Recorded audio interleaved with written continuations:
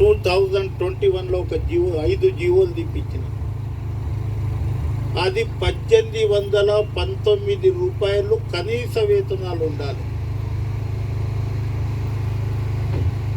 GO MS number 22 అది 38. GO MS number 23 అది 38. GO MS number 24 అది 30 తారీఖు. జీవో ఎంఎస్ నెంబర్ 25 అది 30 తారీఖు. అందులో అన్స్కిల్డ్ వర్కర్కు 18,019 రూపాయలు జీతం ఉండాలి. 73 కేటగిరీలో మనల్ని విభజించారు తెలంగాణ ప్రభుత్వం.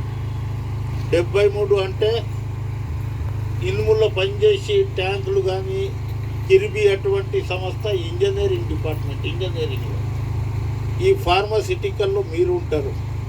తర్వాత రకరకాలుగా ప్లాస్టిక్ ఇండస్ట్రీస్, టైర్ ఇండస్ట్రీస్, అనేక రకాలు ఉంటాయి.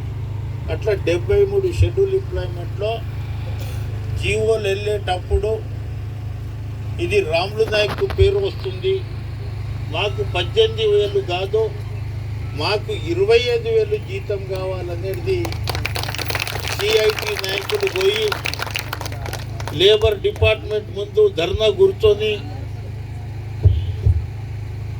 కమిషనర్కి నదీబీం గారికి మెమోరాండం ఇస్తే కేసీఆర్ అదే ముఖాన్ని జీవో ఇవ్వకుండా కాలయాపన చేసిండు. కార్మికుల ఉసురు తలిగింది. ఆయన ఫామ్ హౌస్కు పోయిండు. ఇప్పుడు మిగిలింది సిఐటి, ఏఐటీసీలు. ఇక్కడ వీళ్ళ ఎంబడి మనం పడాలి అంటే మీరందరూ కలిసికట్టుగా మనం పోరాటం చేయాలి. ఆ రోజు అన్స్కిల్డ్ కార్మికులకు 18,019 రూపాయలు,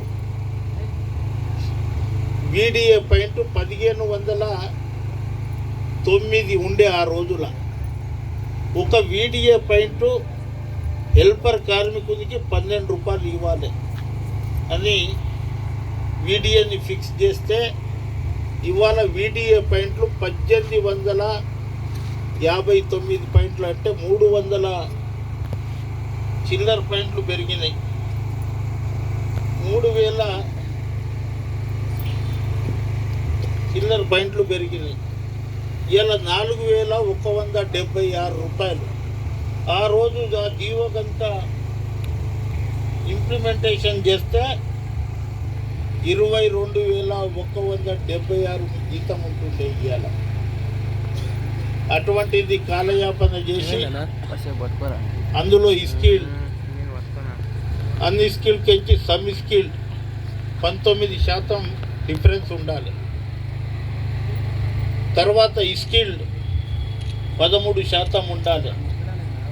హైలీ స్కిల్డ్ 13% డిఫరెన్స్ ఉండాలని మొత్తం ఒకటి ఈ చేసిన తర్వాత మళ్ళీ నిన్న ప్రభుత్వంతో సంప్రదింపులు జరిపిన తర్వాత నిన్న 16,000కు వచ్చింది కనీస వేతనాలు.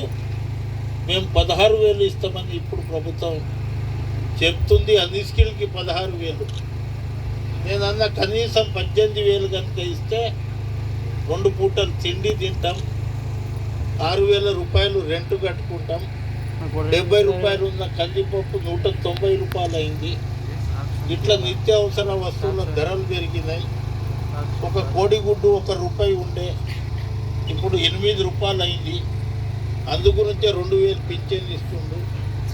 365 రోజులు మేము పని చేస్తాం. సుమన్ ఫార్మాలో ఒక బిల్డింగ్ కడితే, ఒక మేస్తరికి, ఒక ఇంజనీర్లకు మనం ఇల్లు కడితే అది 6 నెలల్లో మన ఇల్లు కంప్లీట్ అయిపోతుంది. అక్కడికించి వాళ్ళు ఇల్లు కంప్లీట్ చేసిన తర్వాత మన గృహప్రవేశానికి తాళం చేయి ఇచ్చి వాళ్ళు వెళ్ళిపోతాం.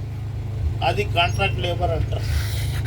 కానీ 365 రోజులు ఇంటూ 7, ఇవాళ ఆదివారం గిట్ట మీరు పని చేస్తారు. ఆ దానికి మీరు కాంట్రాక్ట్ లేబర్ ఎట్లా అంటారు? రేపు 4వ తేదీ జేసీఎల్ దగ్గర, జాయింట్ కమిషనర్ ఆఫ్ లేబర్ దగ్గర లైసెన్సులు క్యాన్సిల్ చేయమని 4వ తేదీ మీరు డేట్ రాసుకోండి. లేబర్ కమిషనర్ ఆఫీస్లో 3 గంటలకు జాయింట్ కమిషనర్ ఆఫ్ లేబర్ దగ్గర మీ యొక్క మీటింగ్ ఉంది.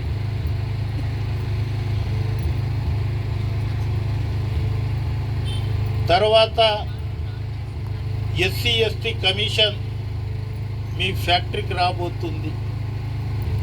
రేపే మళ్ళీ ఒక మహిళా కమిషన్కి లెటర్ ఇచ్చి మహిళా కార్మికుల సమస్య ఏముందో మీరు ఒకసారి ఫ్యాక్టరీ విజిట్ చేయమని అంటున్నాం. మా ఊళ్ళు ఇక్కడ అంజలి యాదవ్ మరియు మా కోట శ్రీనివాసరావులకి కోట అనిత మంచిగా మాట్లాడుతుంది. ఆమె మీ ఎంబడి ఉంటుంది. మరియు బీసీ కమిషన్ దగ్గర గిట్ట పోయిన నిన్ననే బీసీ కమిషన్ గిట్ట వాళ్ళ గిట్ట రావడానికి సిద్ధం ఉంది. కలెక్టర్ దృష్టికి, ఎస్పీ దృష్టికి అన్ని దగ్గర మనం తీసుకుపోయిన తర్వాత మన సమస్య పరిష్కారం అయింది. సమస్య పరిష్కారం అయిందని సంతోషంగా ఉండవద్దు. ఇంకా చాలా పనులు ఉన్నాయి మనకు. మనం పర్మనెంట్ అయ్యే వరకు మన పోరాటం సాగాలి. నిన్న చెప్పిన కాంట్రాక్ట్ ఆన్వయ నా సర్వీస్ 20 సంవత్సరాలు అయింది. నేను రిటైర్మెంట్ అయితే 20 లక్షలు ఇస్తాను, నువ్వు రాసి నేను నీ దగ్గర సంతకం పెడతామన్నా. నేను రేపు రిటైర్ అవుతా, నేను కాంట్రాక్ట్ కార్మికులు రిటైర్ అయితే నాకు రూపాయి రాదు. నువ్వు కొత్త కాంట్రాక్టర్, నీ ఎండికే మేము బీకలేం, నీ హెచ్ఆర్ కడియం తీయలేం. కానీ నువ్వు మాతోటి ఎదురు తిరిగితే నీ బట్టలు మొత్తం తీసి బయటికి పంపిస్తా. అప్పుడే వెళ్ళిపోయారు. 10 నిమిషాలు ఉంటే నేను వస్తున్నా అని చెప్పినా వెళ్ళిపోమన్నా వెళ్ళిపోయారు. వెళ్ళిపోయినంత మాత్రాన మనం సంతోషపడేది లేదు. ఏజీఐ గ్లాస్ ఫ్యాక్టరీ, అదే మొన్ననే బయోకెమికల్ ఫ్యాక్టరీ, తర్వాత హార్టెక్స్ ఫ్యాక్టరీ. రేపు 24వ తేదీ ఓరియంట్ సిమెంట్ ఎన్నికల డేట్ ఇస్తున్నారు. అక్కడ విజయం సాధిస్తా. అక్కడ ఒక ఓటు 60 తులం బంగారం ఎంత ఉంది ఇప్పుడు? 75,000 ఇస్తారు. మన ఆడవాళ్ళకు బంగారం అంటే చాలా ఇష్టం. ఎంత పని చేయని మామూలుని ఓడగొడతారో వాళ్ళకి తెలుసు.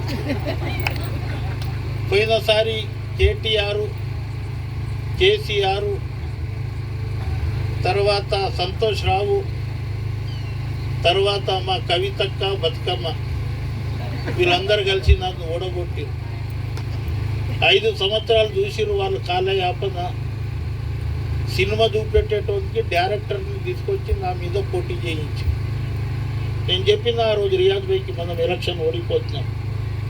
ఓడిపోయినంత మాత్రాన పర్వాలేదు, మనం ఈ యుద్ధ భూమిలోకించి పారిపోతే యుద్ధం విడిచిపెట్టి పోయిండు అని చెప్తారు. అది చెప్తే పోటీ చేసినాం, ఓడిపోయినాం. రేపు 2 తులాల బంగారం ఇస్తామంటారు. కానీ నా గెలుపుకి ఎవ్వరు ఆపలేరు. గెలిచి 24వ తేదీ సాయంత్రం 6 గంటలకు మీకు వస్తుంది, మా అన్న గెలిచిండు ఆ కంపెనీలో అని కాలరెత్తుకునే పరిస్థితి వస్తుంది. 30-31వ తేదీ మధ్య ఎన్నికలు అయిపోతాయి. వారం రోజులు నేను అటు ఉండాలి. అరే మీ యూనియన్ లీడర్ పోయిండు, వారం పత్తలేడని మన దుష్ప్రచారం చేస్తారు ఇలా. అందుగురించే మా వరప్రసాద్ రెడ్డికి, మా సిస్టర్లకు అప్పచెప్తుందా, సమీర్ భాయ్నేమో డేగా కన్నుతోటి చూడమంటుందా.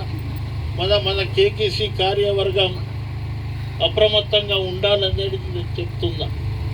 అందులో మన గోపాల్ రెడ్డి అన్న చాలా అనుభవశాలి. ఒకడే ఒక ధర్మరాజు కనిపించిండు నాకు ఇక్కడ. సతిమూల అంతా ఏం చెప్పాలి, మా రాజు ముద్రాజు అయితే ఎంపీ ఎలక్షన్లో నేను ముద్రాజు అయిందా ముద్రాజు అని తొడగోసుకుంటు. తమ్మి ఫోన్ చేయి అన్న, 100 ఫోన్లు చేస్తే రెస్పాన్స్ లేదు. ఇగో ఇది కుల సంఘాలు కాదు తమ్మి, ఇది కార్మికులు మీ ఎంబడి వస్తారు. నువ్వు మీటింగ్ పెట్టు. 500 మంది కార్మికులు అంటే కొంత డౌట్ పడ్డాడు. నువ్వు పెట్టు, నేను నీ ఎంబడి ఉందా అన్న. ఇగో సీట్లు నిండిపోయింది.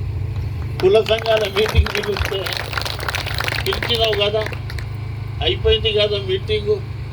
సాయంత్రం పోగానే ఇంత సారా, ఇంత కూర, ఇంత కార. మీటింగ్ తీసుకుపోయింది పాప. ఆడు ఎందుకు తీసుకుపోయిండనే చెప్పు. అగో మీటింగ్ తీసుకుపోయింది, ఒట్టిపోయింది. ఆడు ఆడ దెంగిన పైసలు, అది రావద్దు కానీ ఆడు జేబులకెంచి పెట్టింది ఇంత సారా, కూర, కార.